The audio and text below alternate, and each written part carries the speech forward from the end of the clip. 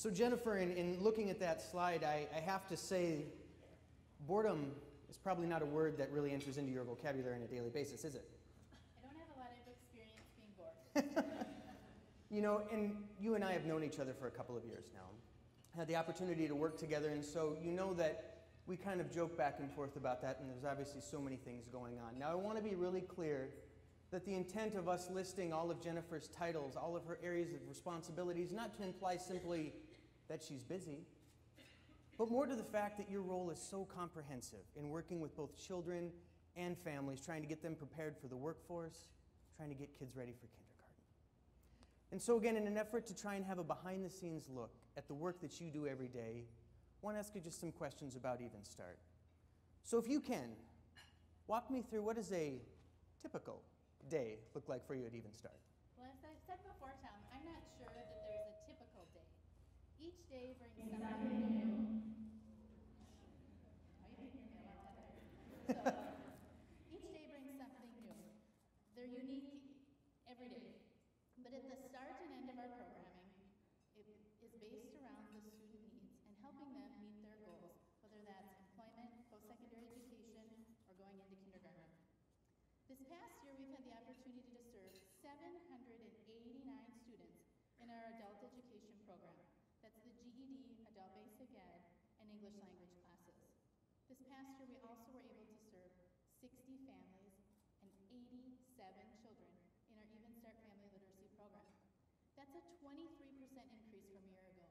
That increase is due from additional support from Fargo Public Schools and the United Way. Our additional United Way dollars have helped us expand our programming and add an additional classroom. So for those of us, Jennifer, that don't have the vantage point that you do of being an educator and working with students and families every day, can you just walk us through what actually is Even Start? What happens there on a daily basis? Sure. So Even Start is an early childhood program combined with a family literacy piece. So what that looks like is we're educating both parents and their children at the same time. In the early childhood programming, we have two classrooms. One that serves infants and toddlers, and the others is preschool-age children. The goal of both of those programs at developmentally appropriate levels is to help those students gain skills socially, emotionally, motor, academic, and language to ultimately help them get ready for kindergarten. You know, for those of you that have been to a United Way event in the past or seen our materials and publications, oftentimes you'll hear us lift up the fact that over 90% of a child's brain develops by the age of 5. And so investments into kids early on is honestly the most economical thing we can do, but it's also really helping them get prepared for kindergarten. But as you mentioned, that Even Start is not just an early ed program for little kiddos, but also really working with their parents. And so can you talk to me about some of the activities that happen with parents? Sure. In our Adult Basic Ed and English language classes, our teachers implement research-based curriculum and use that to really guide their instruction. The goal ultimately is to help them get ready for post-secondary education and to enter or retain employment. You know what I really love about my job is that I have the ability to see students learning, both young and old, in the same place. What that looks like is a parent might be in GED, working on that skill and preparing it for job skills. While they're working, their children are downstairs working and Even Start getting ready for kindergarten. So you talk a lot about, and I think just from your explanation there, it's pretty evident that Even Start's a pretty comprehensive program inside that classroom with both parents and kids. But from what I know and what we've talked about, there's a lot of things that go on outside of the classroom. And so can you talk a little bit about what happens outside of the classroom? Sure. The family literacy component of Even Start works directly with the parents. And so through home visits, parent education classes, or other activities that we have at AGC, such as the car seat clinic, we're able to really help that family become successful, not only in school, but in all areas of their life. So if I can stop you just for a second, and I think this is really important to touch on for all of us in the audience, but you're talking about home visits. And so you mean that actually what's going on, the staff from Even Start is actually going out to visit with parents at the homes, is that correct? It is, yeah. Each week our staff goes into groups of 2 into the homes. Their primary goal is to help the parents develop a literacy-based activity that they can really then take what's happening in the classroom and bring it into that home environment. While they're there, they're also able to work through questions that parents have, neighborhood safety, and just some typical parenting questions. You know, and that's so critical. We often lift up too at United Way that a parent can be a child's first and best educator. So providing them opportunities to continue that learning in the home is so critical. Right. You know, I talked a little bit about the parenting classes that happen at the school, and what those look like is each week parents are participating in either a morning or afternoon session to attend a parenting class where they can ask those questions in a safe environment. Those are the same questions that you or I might have about raising our own children. If we're working with parents who have infants, it might be talking about feeding or how to get that infant to sleep through the night. For parents with older children, it might be talking about internet safety or the recommended number of sleep that they need to get at the evening or discipline strategies. I think that's one of the things that has amazed me so much and impresses me so much about Even Start is that holistic approach to learning. And honestly, day in, day out, what I do is, again, look and analyze outcomes, and I can attest to the effectiveness of Even Start because of those outcomes. And we've talked a lot about what happens during the year, so both in school and out of school, but the learning and the support doesn't end there. So can you talk to me what happens during those transition times of summer? Sure. Actually, in the summer, we expand our programming to include the school-age children of our parents and families that are already involved in Even Start. That way, we really can work with the kids during the summer to help get them ready and keep them moving forward for that next grade level. And to help those little kindergartners that we have, or the students that we have that are going to go to kindergarten in the fall, we have transition meetings with area teachers to help prepare them for the students, to help the parents understand what's happening when that child goes to kindergarten, so that they can all have a successful transition. And that's one of the things, too, that we see and hear so much from our educators is that those transition points, whether it be starting kindergarten, starting middle school, or starting high school, are so critical to a child's academic career. Yep, our staff really focus a lot on transitions. And you know, throughout all of our classes, for children or adults, they work really hard with the families to provide services that are trauma-informed and culturally sensitive, to truly wrap around that family and provide support. One of our students, or all of our students, one that I'm thinking of, have all faced such hard experiences in their life, tough moments, really things that impact their learning. The student that I'm thinking of hid under the table one day. It was the anniversary of his father's death, and so to seek refuge from all of his emotions, that was the place in the classroom that he found safe. Both young and old students in our buildings have those same emotions, those same hardships, and as a program, we've got to be ready to adapt, meet them where they're at, even if it's underneath the table, and help them keep learning and moving forward. That's pretty powerful.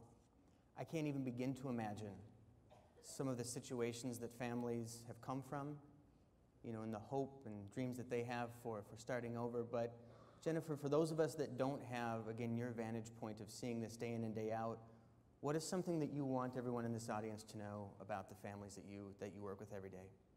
You know, they really want what we all want. They have the same hopes and aspirations. They want to do well in school. They want family, friends. They want to know that they're safe and that they belong here. If I had to think of 3 words to describe our students, it would be resilient, gracious, and dedicated.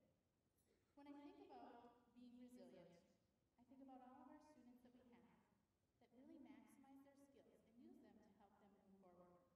Did you know, Tom, that our students come, and even if they've had very little or no formal education, they speak multiple languages? I did not. And I'm not talking about being bilingual and speaking English and some high school Spanish. Hey now, okay. So for those of you that don't know, Jennifer always gives me a little good-natured ribbing about this because I said, hey, I'm bilingual. I took high school in Spanish, right? So that means I can speak English and a little bit of Spanish. So thanks for keeping me in check. Appreciate it. I really don't mean to downplay on your ability to speak English and Spanish, but I think it's impressive that our students speak 4 or 5 languages, and they do so fluently. A number of our students leave their country as highly skilled workers with advanced education. In one of our classes last year, we had 4 chemical engineers, both male and female. Another student that I can think of when I think about their resiliency is a student of ours that had been a midwife for 18 years. She was highly sought after for her skills and expertise. When she came to Fargo, she enrolled in our English language classes. But she also began volunteering at Bethany Retirement Living. Her goal was to improve her English, but she also wanted to give back to this new community. It makes me a little sad to think about that she will probably never be able to practice as a midwife here.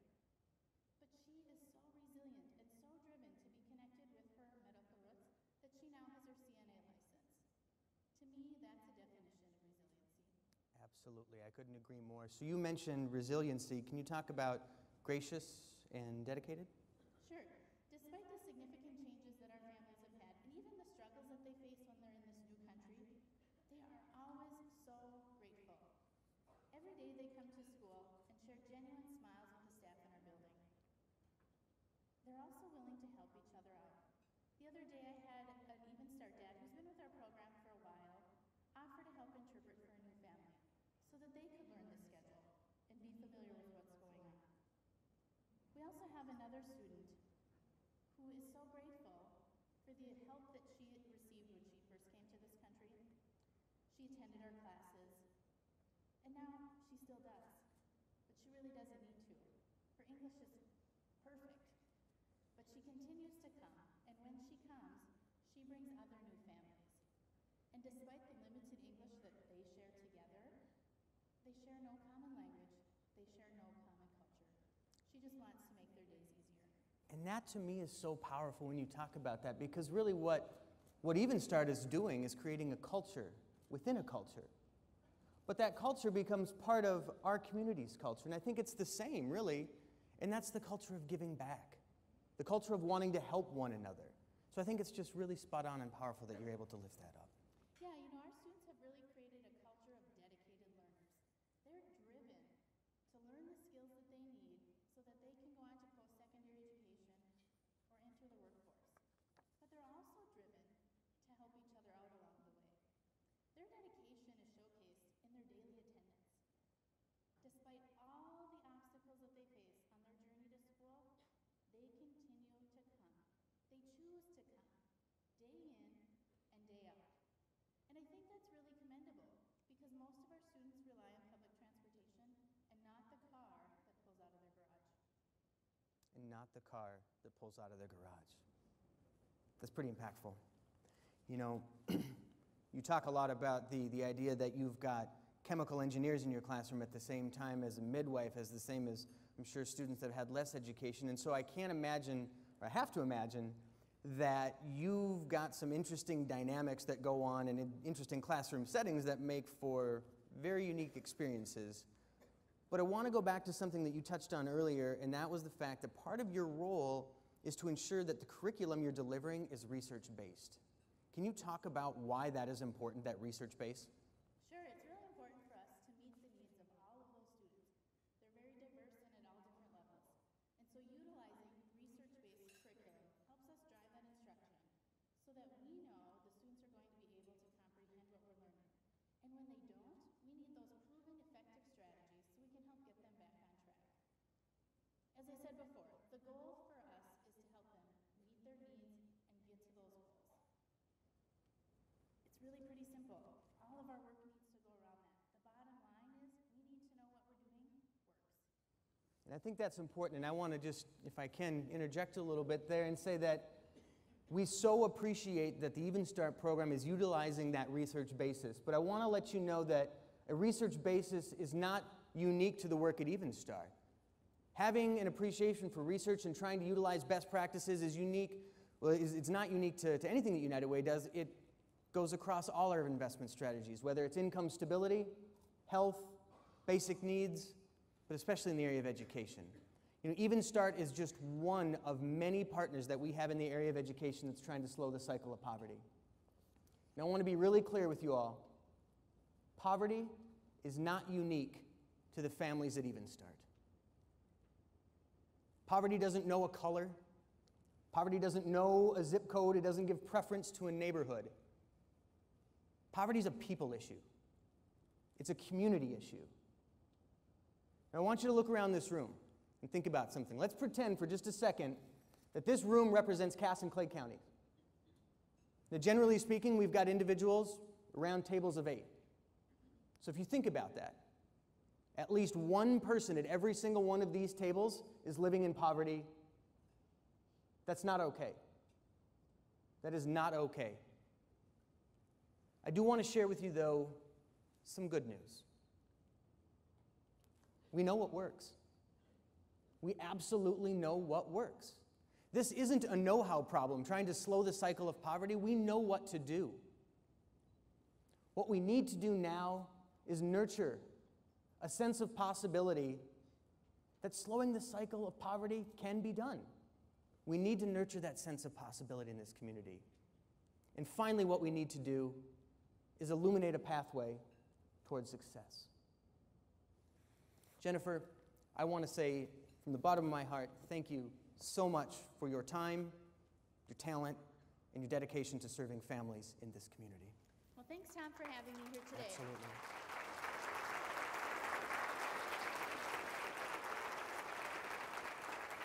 And really, thanks to all of you for your interest in the behind-the-scenes look at what I get to do for my job. You know, every day when I go to work, I have the benefit to see your investments in action.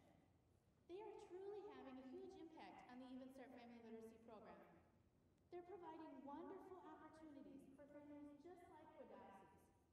They allow students to work on skills to prepare for the workforce, get ready for post-secondary education, and in the fall, help those kindergartners, just like Wadasi's son, be ready to go. Because of your investments, we all win. Thank you for helping rewrite their stories. Thanks. Appreciate it. Thanks, Jennifer.